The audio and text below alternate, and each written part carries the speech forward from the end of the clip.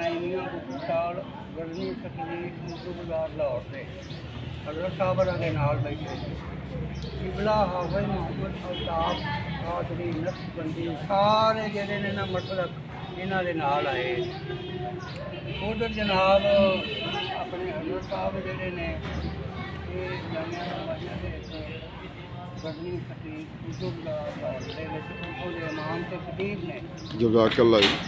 पीर शेख एजाज अहमद बेटा नीचे रख दे। शाही कादरी नक्शबंदी मुजद्दी पांच चार उन्होंने छापर में छुपा ली सीटा मिलियां ने वो तकरीब फरमार ने नाल जुगनू एक आया है जी जगमगांडा हाफिज साहब होरां दा साहबजादा ते बड़ी रौनक होई इन्हां दे आउण नाल गैडां लिखियां BA तक MA तक हर मौजू के उत्ते गैडां इन्हां दियां चलियां। PhD स्कॉलर PhD के स्कॉलर भी रहे ने ते अलामा इकबाल ओपन यूनीवर्सिटी नाल भी तलक है इन्हां दा फिर वो कुरान बोर्ड दे नाल भी इन्हां दा हवाला है ते अल्लाह ताला ने बड़ी सोहनी जी साडे लिए मुहैया फरमाई।